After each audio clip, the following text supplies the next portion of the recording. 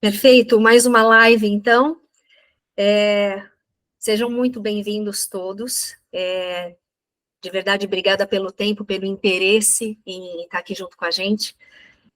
Para quem não me conhece, eu sou Roberta Garcia, eu sou sócia fundadora da Índigo Consultoria. Eu sou especialista em estratégias ESG e também em produtividade organizacional. A consultoria Índigo trabalha para tornar as empresas mais resilientes, né, alinhadas com as demandas modernas do mercado e também com as expectativas sociais. E dentro do que a gente trata nos pilares de ESG, nós estamos promovendo esses bate-papos sobre, de acordo com os pilares, né, de ESG. E nesse mês a gente decidiu focar o S de ESG, que é o pilar social. A razão disso é porque nós acreditamos que promover o bate-papo, conhecimento, boas práticas, como fizemos algumas semanas aí sobre educação financeira, essa conversa sobre saúde mental, teremos uma outra no final desse mês focada na saúde mental das mulheres, é uma forma de expandir conhecimento e é uma forma de influenciar a nossa comunidade, o nosso entorno, né? Sem mais discursos aqui da minha parte, apresentações, eu quero, de verdade, mais uma vez, agradecer ao doutor Arthur por abraçar essa agenda de lives, né, de bate-papos. Ele é o convidado de hoje que vai trazer os insights para a gente, médico psiquiatra. Arthur, fica à vontade em se apresentar. Boa noite, Roberta. Meu nome é Arthur, eu sou médico psiquiatra, sou formado em medicina pela Universidade do Estado do Rio Grande do Norte, fiz prova de residência aqui em São Paulo, fiz minha residência aqui em São Paulo, no Centro de Atenção Psicossocial Felipe Pinel, lá na região de Pirituba. Estou aí há mais ou menos 5 anos atuando na área da psiquiatria, então é um prazer, muito obrigado pelo convite, assim, você ter me convidado, por esse prestígio, né, ter confiado em mim para falar sobre esse assunto, né, muitíssimo obrigado. E aí eu queria convidar a galera também, assim, durante essa live, durante esse bate-papo, de interagir também, contar algumas coisas, contar alguma experiência que gostaria, né, de trazer para a gente ter um bate-papo descontraído, para a gente, né, e se tiver algumas dúvidas também, podem mandar, que aí a gente vai conversando ao longo dessa live. Excelente. Lembrando, pessoal, que o propósito também de quando eu procurei o Arthur e falei um pouco do que eu buscava nesse bate-papo, era exatamente que ele trouxesse o olhar de pessoas do que chega no consultório dele. Porque sabemos, nós que viemos ou que estão ainda no meio corporativo, sabemos que há uma diferença muito grande das lindas promessas de valores, missão, que entra no protetor de tela das organizações, e a realidade.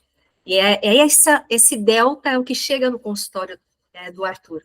Então, essa foi a ideia da gente, de a gente ter esse bate-papo. Então, conta para a gente, Arthur, com base na tua experiência clínica recente, quais são as preocupações que seus pacientes levam, que estão relacionadas a questões de trabalho, o que é que, de fato, esse delta que eu comentei agora há pouco, o que é que tem, qual é a tua experiência, o que é que tem causado esse delta, esse gap? Então, assim, eu tenho notado, assim, recentemente, um certo aumento na demanda dos pacientes relatando questões relacionadas ao trabalho. E aí, eu notei uma diferença no padrão, e aí tem uma questão temporal aí com a pandemia também, né, no aumento dessas queixas. Antes da pandemia, existia, obviamente, essas queixas, né, eu atendi uma série de pacientes que reclamavam, né, que falavam de questões de pressão no trabalho, Mas eu notei que depois da pandemia, essas queixas, né, tudo relacionado ao trabalho, vieram aumentando. Então, muitos pacientes trazem para mim que se sentem estressados, que se sentem ansiosos, né, os prazos têm sido cada vez mais apertados, a carga do trabalho tem sido mais pesada, às vezes tem uma certa dificuldade de relacionamento com o chefe, ou com um colega, né, chefes mais exigentes, exigentes por metas que nunca chegam, né, tem a meta X e quando chega nessa meta existe outra meta, né, incerteza sobre o futuro do emprego, né, porque hoje muitas coisas estão mudando, né, chega a inteligência artificial e aí a pessoa não sabe se está hoje no trabalho, amanhã vai estar no trabalho, naquele mesmo trabalho, né, são muitas vezes trabalhos sem vínculo, né? Uma coisa que tem acontecido muito atualmente, né? Vínculos por pessoa jurídica, né? Acontece muito no meio médico, por exemplo, contratos através de empresas, e aí a pessoa não sabe se realmente tá num trabalho hoje, amanhã pode não estar, né? Demitem por causas outras que não são explicáveis. Então, isso vai gerando um certo estresse, uma certa ansiedade, uma apreensão em relação ao futuro, né?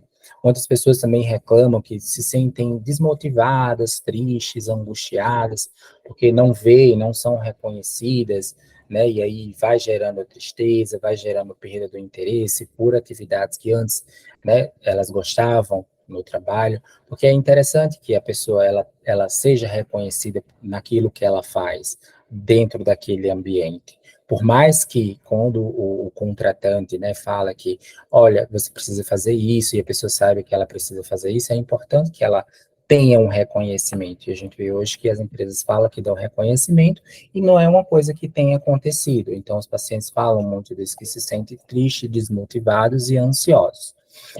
E uma tendência que eu tenho notado, assim, antes da pandemia, eu notava um padrão em algumas profissões, por exemplo, como atendentes de telemarketing, motoristas de ônibus, policiais, são profissões que há muitos e muito tempo já são mais exigidas, né?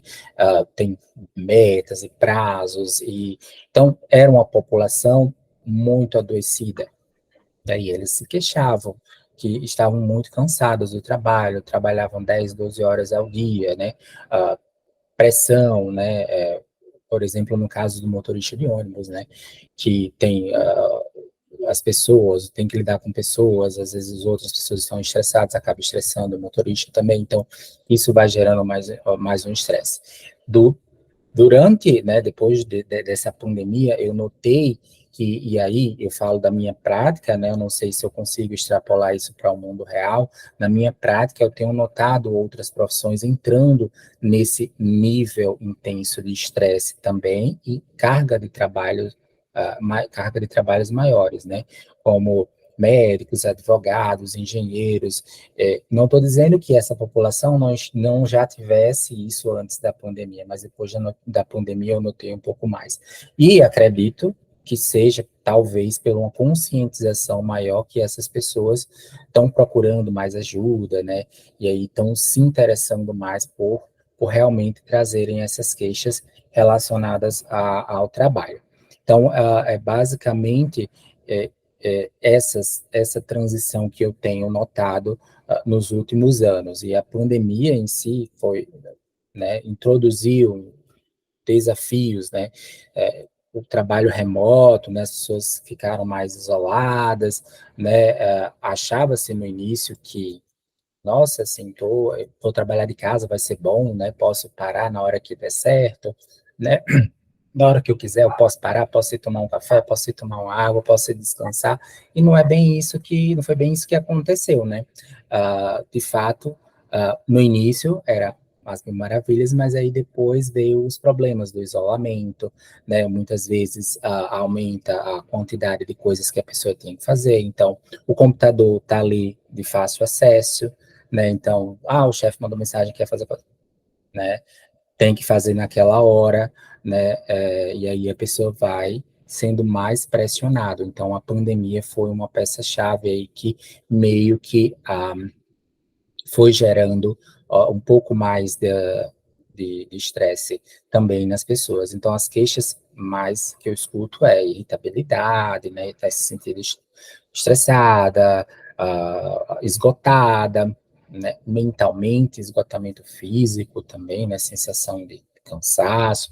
Então, são mais ou menos essas queixas que os pacientes me trazem quando eles falam em relação ao trabalho. Tem muitas pessoas que nem conseguem entender que todas aquelas queixas estão relacionadas ao trabalho. Aí a gente vai perguntar, mas com que você trabalha? E a pessoa vai falando, né? Vai trazendo que trabalha tantas x horas, e aí chega na conclusão que se trata de um burnout, de um estresse relacionado ao trabalho, né? E aí a gente tem que direcionar um pouco mais do tratamento nesse sentido. Você tocou num ponto interessante. O que diferencia o quadro de estresse do burnout? Tem características que distinguem um do outro? Sim, sim, tem sim.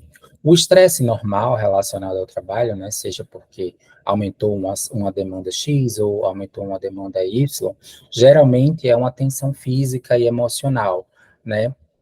E aí está relacionado a diversos fatores, como prazos apertados, né, uma carga de trabalho mais pesada, mas que foi mais pontual, um relacionamento difícil com um colega, mas foi um relacionamento que talvez o colega estava passando por uma situação e aí você teve uma desavença com aquele colega, uma desavença com o chefe, por um tempo X, um tempo curto, e de repente passou, né, e tudo mais.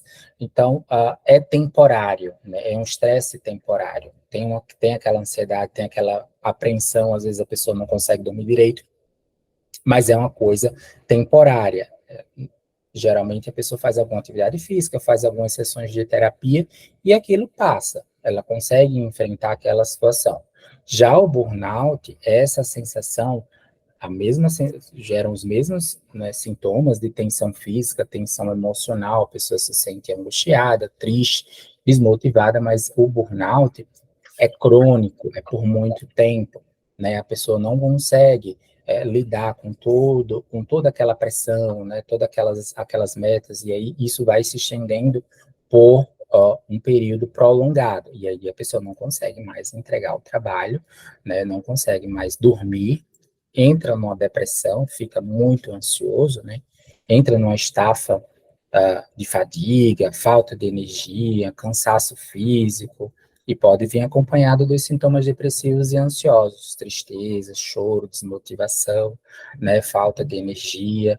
Tem pacientes que começam a apresentar, a depender do tempo, pensamentos de morte também, tá? Às vezes tem pessoas que cometem suicídio por conta de um trabalho muito extenuante, né?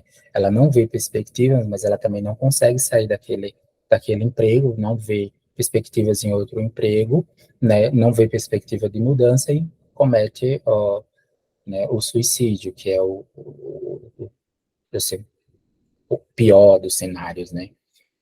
Tá? E aí a pessoa também reduz a sensação de realização pessoal, né? Devido ao burnout. Ela não se sente motivada a continuar ali. Para nada. É. E aí quando eu falo para nada, né, é porque a pessoa entra nesse processo e casos que você mesmo comentou, que a pessoa não tem noção que isso é por causa do trabalho. Mas quando ela começa a identificar que isso está ligado à agenda profissional, entre a relação de trabalho, um quadro de ansiedade, e a vida pessoal, né? Na tua experiência, como é que essa falta de equilíbrio impacta a saúde das pessoas? Uhum. Então, essa dificuldade, né, de saber e equilibrar as coisas, isso a gente tem visto cada vez mais, tanto que tem muitas pessoas que buscam tratamento até com estimulantes também. Já atendi pessoas no meu consultório que vieram exclusivamente com a queixa: eu quero medicamento para me ajudar a produzir mais, né? Para me ajudar a trabalhar 12 horas sem me cansar. Obviamente, eu não recomendo esse tipo de abordagem, eu não atendo esse tipo de paciente, né? Assim, não atendo essa demanda, não, realmente, isso não é recomendado que se faça, né? Mas as pessoas estão nessa demanda, né? E essa questão, né, dessa ausência de equilíbrio, né, dessa falta de um tempo para as suas questões pessoais, isso vai gerando todos aqueles sintomas, né, que eu falei, ansiedade, aumento do estresse, preocupações exageradas, tristeza, sono, né?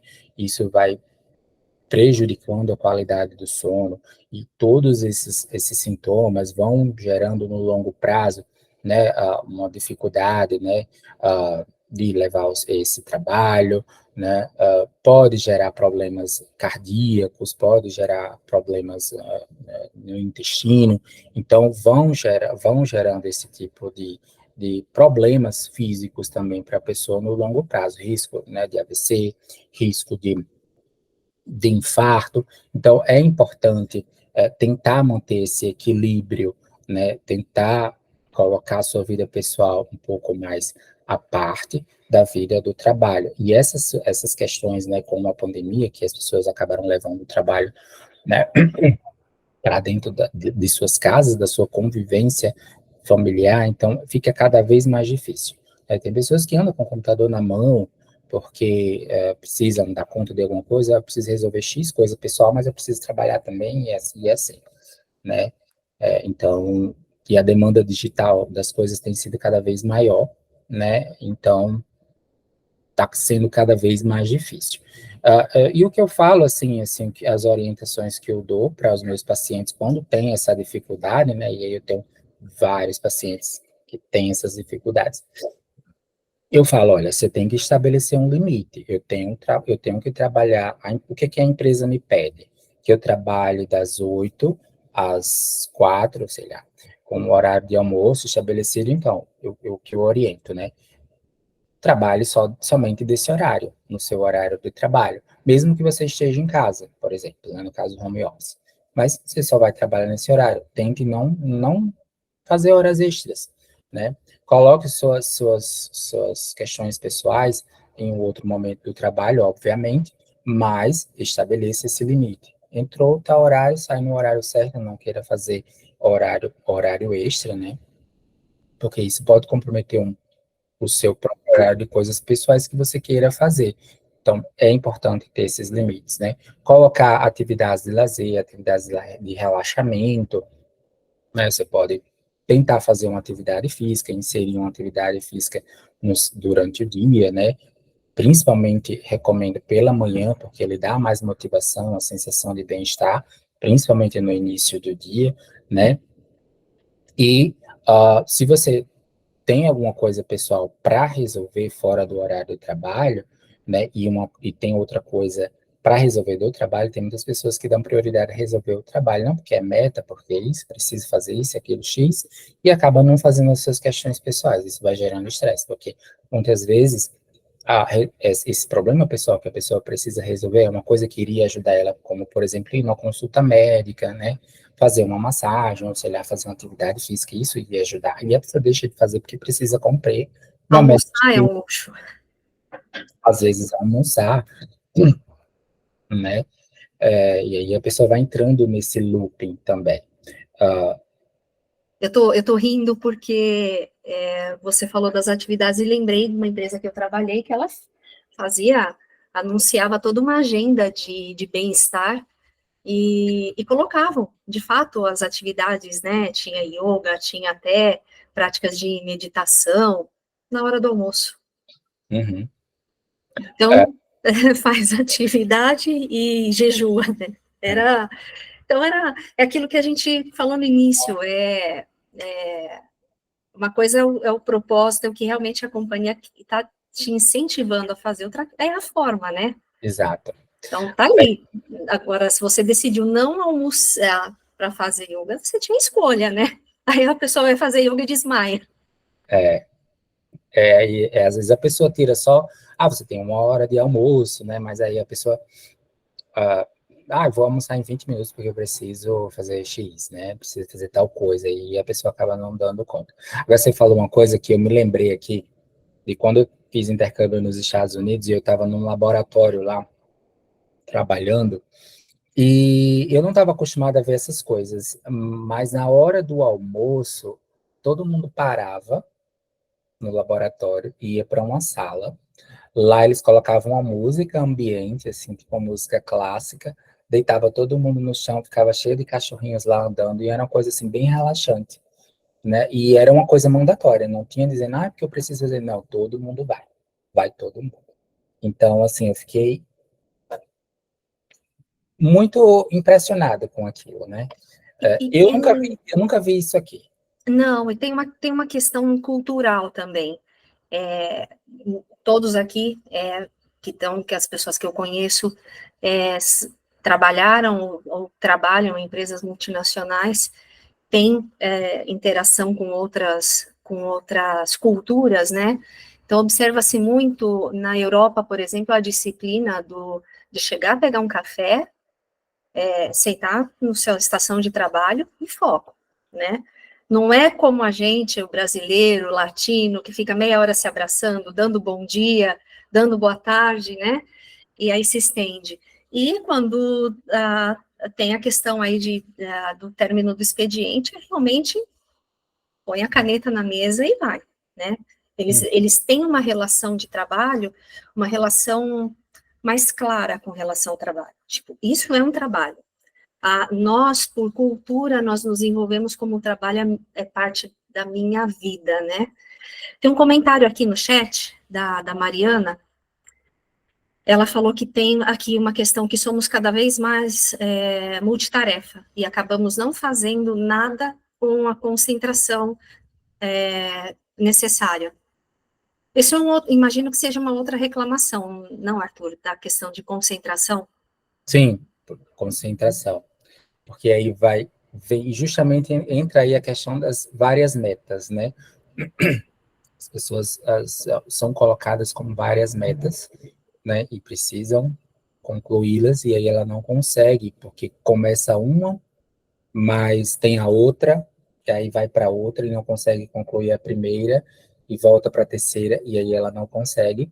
E às vezes tem que dar de conta das questões pessoais também, né? Alguém ligando da família, ou precisa fazer alguma coisa, né, uma questão pessoal, e ele tem que resolver, e aí vai virando uma bola de neve, e aí não consigo me concentrar na tarefa X, na tarefa Y, né, por isso que muitas pessoas, com esse cansaço, né, com essa quantidade de coisas que tem para fazer, queixa muito da concentração e buscam o estimulante, né, aí quando você vai olhar, não é que a pessoa tem um déficit de atenção, é porque ela tem muita coisa para fazer e para dar de conta, né? E aí ela acaba querendo o estimulante muito mais para conseguir produzir nesse tempo do que realmente por ela ter um TDAH, uma falta de concentração, né? Isso é importante saber diferenciar, porque o cérebro da gente está em constante busca por dopamina, né, que é o neurotransmissor do prazer. Então, se você tem muita coisa no seu trabalho para fazer, aquilo não necessariamente é algo prazeroso, né? Não necessariamente é algo prazeroso. E aí você, às vezes, busca alguma distração, seja no celular, seja olhar para fora, ver um pássaro passando, ou um avião passando, isso vai gerando distrações e falta de concentração que podem gerar sintomas de desatenção, mas que não é necessariamente um TDAH. Alguém levantou a mão aqui para A Isa levantou a mão. Isa, fica à vontade. Eu queria só contribuir, porque vocês comentaram, né, dessa questão de cultura, nos Estados Unidos, né, é bem visto você fazer uma pausa e descansar. Em contrapartida, aqui é muito mal visto, né? Eu tive uma situação, vivenciei uma situação em que, assim, no ambiente de trabalho super moderno, com, né, locais de criatividade, sofás, etc., uma menina estava cochilando no horário de almoço e fotografando. Acho E, que assim, perdemos a Isa. Tá me escutando agora? A tua voz estava sumindo, você estava falando da pessoa que estava, a conexão dela está oscilando. Ela vai voltar já já. A gente volta com ela. Voltou a Isa. Oi, Certo. Isa. Voltei. Oi. Você escuta a gente?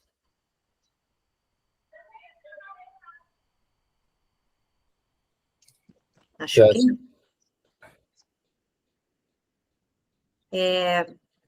Enquanto a Isa Desculpa, gente. retoma a Minha conexão, internet tá.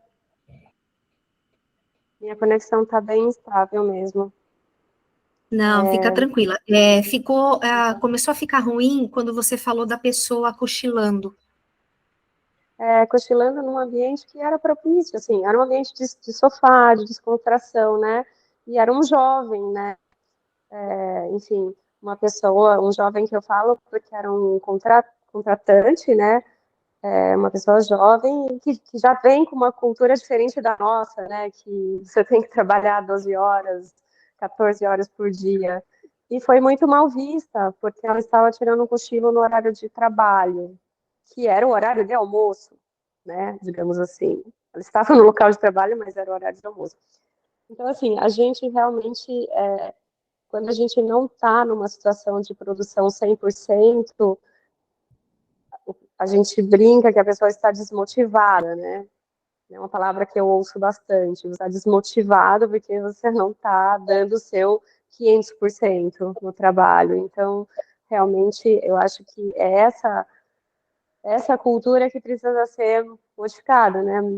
Mas dentro de um cenário em que tem muito mais gente precisando trabalhar do que emprego sendo ofertado, né? Eu acho que essa é a dificuldade aqui. E tem, né, Isa, essa questão que a gente já também vivenciou, das pessoas se sentem mal porque saíram, de repente, dentro do teu horário, do horário da tua jornada, enfim, e a liderança liga, ou alguém da equipe liga, e começa a gerar aquela sensação de que você está deixando alguém na mão, né? E aí eu queria pegar um gancho, porque o Arthur, dentro do que você está falando, dessa questão de cultura, essa pressão, né, que a gente mesmo traz para a gente, sobre a famosa síndrome do impostor. Eu, particularmente, eu já escutei um pouco a respeito, mas não sei muito, mas pelo que entendi, é um dos fatores também que gera a questão de muito autocobrança, a sensação que você não é capaz, que você não vai dar conta. Você pode falar um pouco disso para a gente, Arthur? Assim, essa síndrome do impostor, ela é uma questão muito mais do ambiente da psicologia, né? Assim, ela não é um diagnóstico psiquiátrico, assim, pelas normativas dos manuais de saúde mental, mas ela é um termo, assim, empregado na psicologia e que vem sendo falado muito sobre ele atualmente, né, que nada mais é do que a pessoa achar que as habilidades e realizações que ela mesma atingiu, né, o sucesso que ela atingiu, na verdade não se trata se trata de uma fraude, né, que ela mesma é uma fraude. Ou seja, ela tem habilidades, ela fez realizações, ela tem um sucesso, ela atingiu aquilo que ela gostaria de atingir, mas ela entende que ela chegou lá por sorte, ou não foi através, né, foi alguém que colocou ela lá, então ela se coloca como desmerecedora daquilo, né, ela sente como se não fosse o suficiente para aquilo, né, que ela não merecesse aquilo, ela atribui isso ao sucesso dela uma sorte, né, foram circunstâncias que colocaram ela lá, ela tem medo, né, de que as pessoas falem para ela que, na verdade, ela é uma fraude. Então, geralmente, são pessoas de sucesso, são pessoas que têm as habilidades necessárias para aquele trabalho, mas que acabam entendendo que não faz sentido aquilo para elas. E são pessoas que têm dificuldade receber elogios, né? São pessoas que acabam até trabalhando mais, porque elas acham que aquela meta que ela deveria atingir deveria ser uma meta maior, porque aquele trabalho está sendo pouco, ela acaba trabalhando mais, né? São pessoas que são mais exigidas, ela mesma exige de si mesma, né? Para sempre estar produzindo mais, né? E você acha que isso também, de novo eu vou mencionar porque muitos dos participantes aqui vêm da mesma escola da meritocracia. E isso também, o que acontece muitas vezes? As empresas estabelecem a sua meta do ano, né? Os seus compromissos. Então, as pessoas cumprem as entregas, muitas vezes as superam, e quando vem um processo que é muito comum acontecer nas empresas de calibração da performance das pessoas, o feedback vem de uma maneira subjetiva. Então, por mais que você tinha expectativa de que você poderia ter uma avaliação melhor, um mérito de salário, ou mesmo de bonificação maior, a contrapartida é outra. E o quanto isso, de repente, é cíclico nesse processo da síndrome do impostor. Roberta, desculpa, eu não entendi, a sua pergunta meio que travou aqui. Não, eu falo que com esse tipo de dinâmica da meritocracia, o quanto ela pode também ser um fator que causa essa síndrome do impostor, porque é cíclico, né? A pessoa entrega 100% ou mais do que o compromisso estabelecido, Sim. recebe um feedback anual que não condiz com a total entrega, e muitas vezes os gestores procuram sutilezas para explicar que, embora você tenha batido aquela meta, o como você fez não foi tão, não foi ok, isso não, né? Então esse como, o quanto isso não causa para a síndrome do impostor. Sim, porque isso vai gerando na pessoa, vai fortalecendo esse pensamento, né? A pessoa já tem o pensamento de que ela não consegue fazer as coisas, né? Que ela é um impostor, que ela é fracassada, por mais que ela tenha atingido as metas, né? Ou quase metas, né? Ela tem esse pensamento de que é fracassada. E quando o gestor chega e diz que vai encontrando certos detalhes ou coisas que a pessoa não conseguiu atingir, aí é que a pessoa vai entrando nesse looping mesmo. E aí vai gerando, né, um risco maior da pessoa. Poxa, eu faço e realmente não sou reconhecida, não consigo, né, o chefe não me reconhece, né, então o que é que eu estou fazendo aqui? Esse trabalho não faz sentido para mim, e aí começa, né? Começa a remoer as coisas, né? E aí fica na pensamentos catastróficos, preocupada em excesso, tristeza, que pode gerar sintomas depressivos, né? E gerando pensamentos de morte, suicídio, como eu já havia comentado, né? Então, assim, eu acho que essa falta de reconhecimento é um ponto que acaba fortalecendo essa ideia da síndrome do impostor. E você observa, no geral, que as pessoas, elas ainda relutam a reconhecer que elas precisam da ajuda, elas se sentem amparadas, agora pela lei, né, porque o burnout virou uma doença oficialmente trabalhista, né, o quanto as pessoas ainda aceitam essa vulnerabilidade, né, e colocam isso para fora, ou ainda tem uma questão de um tabu da pessoa admitir que está deprimido, né, de admitir que precisa de um tratamento médico, psicológico, de revelar isso nas suas casas, de revelar isso no seu trabalho. Você observa isso de uma maneira estagnada? Isso tende a melhorar? Como é que você observa? Olha, Roberta, assim, eu espero que isso melhore, tá? Eu tenho visto cada vez uma conscientização maior sobre esse tema. Então, as pessoas já chegam um pouco mais informadas, né? Um pouco menos de preconceito em relação às questões psiquiátricas, às questões mentais. Isso já foi um preconceito muito grande, né? Antes né, alguns anos atrás, mas hoje tem sido cada vez menos. Mas ainda eu noto um certo preconceito, né, em relação a essas questões mentais. Muitas pessoas não querem acreditar que estão em esgotamento, né?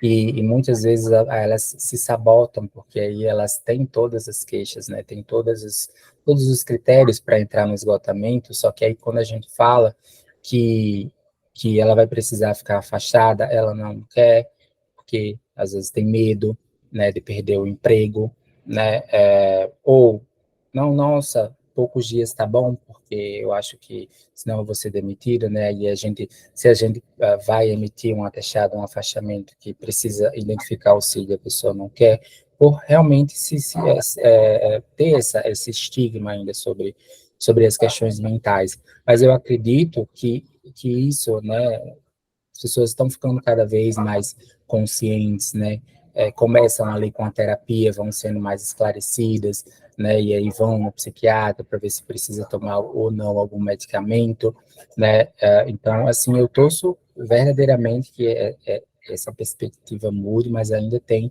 muitos preconceitos, né, e voltando, assim, um pouco daquele tema, algumas pessoas realmente não querem aceitar que estão com um esgotamento, por exemplo, né, falando sobre o nosso tema, né, não querem aceitar e simplesmente se negam a se afastar do trabalho e as coisas vão só piorando, né? Enfim. E dentro do que a gente está falando, quais são os limites, né, que a pessoa precisa estabelecer para lidar com isso? É, se ela tem uma questão um autoconhecimento, e talvez até, eu diria que, me fugiu a palavra agora, mas eu não diria autoestima, mas o autoconhecimento, e ela se posiciona perfeitamente, ela deve começar diretamente com um médico, a terapia, existe um caminho a percorrer, ou iniciar as conversas separadamente, ter esses profissionais aí dando insights um para o outro, uma vez que a pessoa aceitou, né? Uhum. Esse é o ponto. E aí vai depender um pouco da intensidade dos sintomas, né, Roberta? Se for uma questão mais inicial, né, e aquilo que a gente conversou, a diferença entre estresse do trabalho e o burnout, por exemplo. Se for um estresse, né, pontual, né, a pessoa, né, eu tô assim um pouco irritada, aumentou a meta para a semana que vem, tô dormindo pouco, né, tô tendo que trabalhar mais que 8 horas, tô tendo que levar o trabalho para casa, mas que é uma coisa pontual e você consegue fazer o manejo, né? Aí o indicado é que a pessoa busque inicialmente um psicólogo para fazer terapia e ver se está fazendo sentido esse tipo de trabalho, né? E como que faz para refrear, para voltar, né, e a pessoa voltar, para não entrar num círculo vicioso da pessoa continuar naquele mesmo pique de trabalho. Já se a pessoa tiver realmente com sintomas de esgotamento, foi aquilo que a gente comentou, né? Tristeza frequente, muita ansiedade, noites e noites, muitas e muitas semanas, meses, sem dormir direito, né? Com choro fácil, pensamentos de morte, né? Ideações suicidas, aí sim tem que procurar um psiquiatra, porque aí a gente vai conversar, e se o diagnóstico for firmado, muito provavelmente a gente precisa retirar o fator estressor, que é justamente o trabalho, né? E aí a gente vai precisar afastar do trabalho, nesses casos, né? Então, é o ideal, nesse caso, buscar o psiquiatra. Então, depende, a resposta é depende. Mas, quando busca o psiquiatra, obviamente, a gente vai encaminhar para o psicólogo e vai fazer acompanhamento conjunto com o psicólogo. Depende da intensidade dos sintomas. Vi que a Silvia tinha mandado uma pergunta aqui, quais são os sinais que as pessoas devem ficar atentas quando aparecem e que podem levar ao burnout? Acho que é isso que você falou mesmo, né? Uhum, isso, exatamente. Preocupações exageradas, sensação de tremor no corpo, sensação do coração acelerado, sensação de falta de ar, né? Às vezes cãibras pelo corpo, dores de cabeça, dificuldade para iniciar o sono, né? Às vezes não acorda à noite várias vezes, ou mesmo que durma cedo e durma alguma coisa, acorda muito cedo, acorda com a sensação de cansaço também, né? Lembrando que esses sintomas eles têm que permanecer por um período prolongado de tempo, né? E tem que estar relacionado ao trabalho, para realmente a gente caracterizar um esgotamento, um burnout. Eu não gosto de usar essa palavra burnout muito, não, mas esgotamento do trabalho. Maravilha. A gente está caminhando aqui para a reta final do bate-papo, então vou pedir para que as pessoas coloquem as perguntas e abram também os microfones para fazer suas reflexões, compartilhar o que quiser com muito sigilo, obviamente, né, sem citar nomes. Acho que tem uma questão aqui que, particularmente, para quem me conhece, também tá ligada com a minha decisão, por exemplo, de fazer uma mudança de carreira, em detrimento ao benefício que eu fui começando a resgatar quando eu saí do meio corporativo. Né? Esse é o meu testemunho. Mas o que eu gostaria de abordar contigo é qual é o impacto, né, psicológico de uma grande mudança quando a gente fala de mudança de carreira, quando a gente fala de fazer escolhas, né, o medo da transição, o medo, né, porque o trabalho, né, voltando a algumas coisas que eu tenho refletido a respeito, quando você está numa organização, principalmente numa grande organização, existe um processo que ele é muito sedutor, o título, as viagens que você faz, os benefícios que você tem, ascensão nem se fala, né?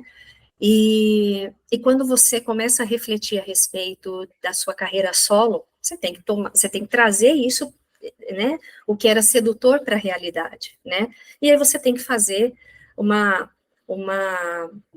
grande comparativo do que vale e do que não vale a pena, né? E quando você decide por essa mudança, né, seja uma transição entre empresas ou realmente uma transição de carreira, qual que é o impacto disso na seara psicológica, psiquiátrica, né? E que tipo de apoio você recomenda quando alguém está passando por um processo de transição ou mesmo já num processo de mudança de carreira? Eu acho assim, Roberta, que diante de tudo que a gente conversou, acho que uma mudança de carreira, né, pode ser desafiadora, né, mas o que eu sempre recomendo para os meus pacientes, eu falo assim, olha, você está cansado desse trabalho, né, você já me falou diversas vezes que não aguenta, que está lhe adoecendo, e é uma coisa que a gente já constatou, você já constatou na terapia, já constatou conversando. Eu sei que é difícil, né, para você mudar de carreira, mudar de opção de trabalho, muitas pessoas precisam realmente mudar uma área totalmente diferente daquilo que ela fazia, né, e isso traz desafios, né, porque a pessoa vai mudar para uma área totalmente, e aí tem a questão de readaptação, mas eu acho que o impacto para a saúde mental, o impacto positivo, né, da pessoa mudar, sair daquele ambiente que ela não estava, daquela questão tóxica, daquela coisa que estava causando problemas mentais, mudar para uma área que ela se identifica mais, por mais que tenha os problemas com readaptação, né, com se ambientar num ambiente novo, conhecer pessoas novas, ter que estudar, ter que fazer cursos para se inserir naquela área, é um desafio novo, e isso gera uma sensação de que a pessoa pertence àquele ambiente, né? A sensação de que ela tem um objetivo, né? Porque de nada adianta você ficar num ambiente que você não sente que você vai para frente, que você só vai caminhar para trás. Quando você muda para um ambiente, por mais que você tenha esses desafios, você sente que você vai andando para frente. Então, eu acho que, por mais que tenha algumas questões negativas, elas acabam sendo positivas no todo, né? Acaba sendo um todo positivo, essa mudança. E ela poderia, o apoio, eu acho que contar com um apoio, né? Contar sempre com a psicóloga, né? Com o psicólogo, fazer terapia sempre, contar com a família, né? Contar da decisão e ser firme nessa decisão, porque não é fácil, né? Sair do emprego que a pessoa já está estabelecida para uma outra área, então acaba gerando apreensão também, né? Aqui eu vou parar de fazer as perguntas e vou abrir aqui para as pessoas. Estou vendo aqui a Silvinha falando mais uma vez no chat. Além dos exercícios, o que você recomenda de bons hábitos para nos conectarmos no dia a dia? Em que sentido? Pode abrir o microfone? Cadê ela? Silvia. Estou aqui, Exercícios. doutor. Tudo bem, Silvia? Eu não entendi sua pergunta. Conectarmos? Na verdade, eu acho que quando a gente está com essas sensações, a gente deve fazer pequenas coisas que eu falo que são as coisas que a gente faz para a gente. Ir tomar um café, ler um pouco num lugar agradável, ir dançar, ir num bom restaurante, né? Eu falo que esses são pequenas porções de prazer que nos ajudam muitas vezes a nos conectarmos conosco e que faz que a gente quebre aquele estresse do escritório, do trabalho. Eu sempre tive essa prática. Muitas vezes, eu estava no escritório e a coisa estava muito preta, eu ia almoçar num lugar que era bom, ia sozinha muitas vezes e ficava observando as pessoas, comia uma boa comida, e aí, como você quebra aquela tensão e você sai e não fica falando de trabalho, eu falo que isso são pequenos bons hábitos que a gente traz e nos ajuda a sair da ansiedade, de outras coisas que acabam nos impactando muito. Porque eu sempre acho que quando a gente está em situações muito críticas, a gente precisa quebrar. Seja a nossa mente, os pensamentos, ou ir fazendo alguma coisa que seja boa para a gente. Então, a minha pergunta foi nesse sentido. O que você recomenda? Meditar, para mim, é uma coisa, ouvir uma boa música, para não pensar em nada, porque outro dia eu estava ouvindo que são as novas tendências, e aí eu vi uma coisa que eu faço muito, infotreinamento. Eu estou vendo uma série, mas estou olhando o celular, estou vendo o WhatsApp, estou fazendo outra coisa, e hoje parece que a gente não consegue mais se centrar em uma única coisa, a gente precisa ser multitarefa, como alguém já comentou aqui. E essa questão com a tela, Silvia, é um problema, né? Porque a tela não é só uma, são várias, você pode abrir várias telas, ou no celular, ou no computador, então são muitos estímulos. Eu acho que a principal coisa, diante de uma situação como essa, é não ter o eletrônico perto, né? Porque eu acho que não é o eletrônico, redes sociais, ou seja, TikTok, YouTube, essas coisas, a não ser que você veja uma música, escute uma música relaxante, e você fique ali focada naquela música ou naquele vídeo, tudo bem, né? Mas às vezes a distração, você está vendo um vídeo, aí chega uma notificação, ou chega uma ligação e você perde, né? Então, eu acho que, além desses exercícios que você falou, né, meditação, fazer alguma atividade física, ou até mesmo tirar um cochilo de 20 minutos ali no horário do almoço, né, são coisas, sair para caminhar, tomar um fresco, chamar alguém para ir tomar um café ou um suco, né, são coisas, assim, que ajudam a quebrar no momento de muito estresse no trabalho, né? Músicas clássicas, mas a tela pode ser um perigo quando a gente pensa em colocar a tela como uma solução, né, para esses momentos, assim, porque aí você pode acabar entrando num ciclo de fazer outras coisas que você não se propôs a fazer, e aí gera mais estresse também. Obrigada. Doutora, eu vou aproveitar e fazer uma última pergunta aqui antes Sim, da pode pausa. ter Eu tenho observado também que as pessoas estão profundamente agressivas no ambiente de trabalho, e elas não conseguem mais argumentar, então elas tentam te convencer falando mais alto ou sendo agressivo. Isso é uma tendência que você observa no consultório também de agressividade?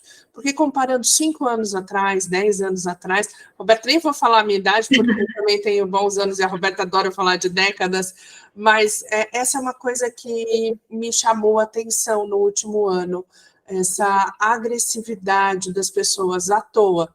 E eu sou uma pessoa muito tranquila, mas às vezes eu não consigo fugir de ser um pouco sarcástica, ter um humor ácido. Eu tenho um pH 2, para quem é engenheiro já entende isso, que se é necessário. Mas tem me surpreendido muito essa falta do diálogo, da pessoa achar que você, sendo agressivo, você vai ganhar alguma coisa. Prometo que é minha última pergunta. Tá, tranquilo, fique em paz, Silvia. Sim, acredito que é uma tendência por conta de como está funcionando o mercado de trabalho, né? Tem aumentado a demanda em cima dos funcionários, né?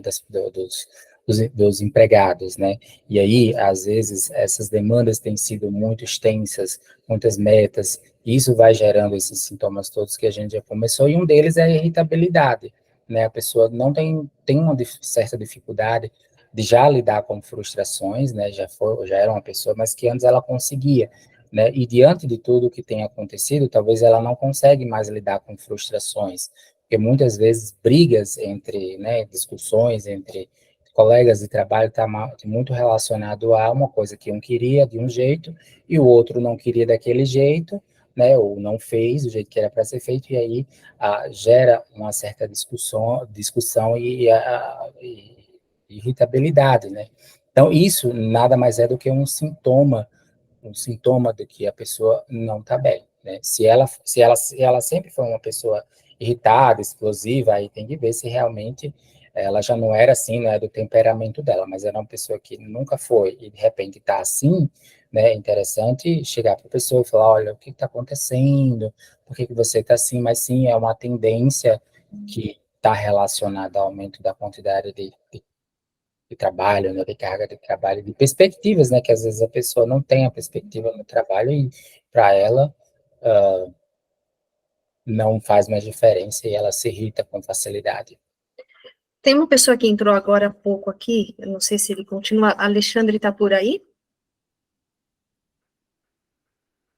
Ele entrou e saiu, as pessoas estão com a conexão oscilando. Mas um ponto que a pessoa, quando ela entra num estado aí de estafa, né, ela evita conversar, né? Ou então ela vai e procura as mesmas pessoas para falar dos mesmos assuntos, né? O quanto, eu queria aproveitar o Alexandre aqui, porque ele é um especialista em networking, o quanto, de repente, pegar esse limão e transformar, através do networking, a limonada, né? Você criar novas conexões, entender outros pontos de vista, desafiar o seu ciclo de contatos também pode ser uma alternativa ou não de, de procurar se autoajudar também, né? Sim, eu acredito que sim, né? A pessoa ressignificar, Uhum, é isso aí. ressignificar aquele sofrimento, né? Tentar, poxa, o que eu posso fazer diante de tudo isso que está acontecendo comigo? Se não é viável mudar, assim, no curto prazo, mudar de emprego, mudar de ambiente, o que eu posso fazer diante dessa situação? E isso a terapia vai ajudar muito. Como você faz para moldar aquela situação? Né? E até mesmo chegar para o chefe, conversar, olha, vamos tentar mudar alguma coisa, mudar alguma estratégia da empresa, né? Acho que assim seria melhor, talvez. Vamos trabalhar juntos, chega, né? Conversa, monta a reunião da equipe, conversa com um colega, tenta pegar aquela situação e beneficiar né, a si próprio, os colegas, né, e a própria empresa, instituição. Maravilha. A gente já está no limite do tempo, Só queria repassar se alguém tem algum comentário, pergunta, para a gente, em respeito ao tempo de todos também, e a agenda do doutor, que eu acredito que ele tem atendimento ainda, para a gente poder encerrar esse bate-papo. Microfones, chat, fiquem à vontade. As pessoas estão mandando reações aqui. Maravilha. Estou conferindo o chat, estamos ok. E aqui não tem... Perfeito. Vamos ao encerramento dessa sessão que foi, de acordo com as interações também, foi conteúdo para a gente poder, de novo, o propósito é divulgar, a gente pegar o vídeo dessa conversa, compartilhar com os nossos colegas, com os nossos parentes, né? Eu acho que a minha maior reflexão aqui é incentivar com que as pessoas aceitem que são vulneráveis, aceitem que é necessário buscar o tratamento, né, para evitar males maiores para o físico, para tudo, né, porque depois o processo vira uma bola de neve, sabemos disso. Exatamente. Essa gravação vai ficar disponível no canal da Índigo no YouTube, a gente vai compartilhar nos próximos dias, e eu quero, de verdade, com muita gratidão a você, Arthur, pelo seu tempo, de novo, a tua disponibilidade desde o início, aqui a Aline agradecendo, obrigada, Aline, mais uma vez, sempre participando, agradecer de novo e deixar o convite aqui, o Alexandre está falando, a vulnerabilidade é linda, se compreendida e aceita, não somos perfeitos, ele começou a profetizar aqui e parou, a vulnerabilidade é linda, se compreendida e aceita, não somos perfeitos e invencíveis, parabéns pelo tema, pela leveza das falas do Arthur Freire, leveza mesmo. Fechou com a frase perfeita. Maravilhoso esse tempo com todos vocês. Gratidão de novo. Obrigado pela oportunidade. E esteja daí super à vontade para a gente ter novas conversas aí com outros temas que você julgar que a gente pode propagar. Vai ser uma parceria incrível. Se você quiser no chat colocar o seu contato para que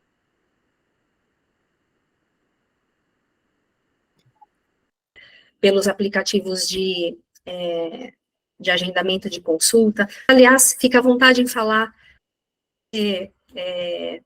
aonde você atende, se é online.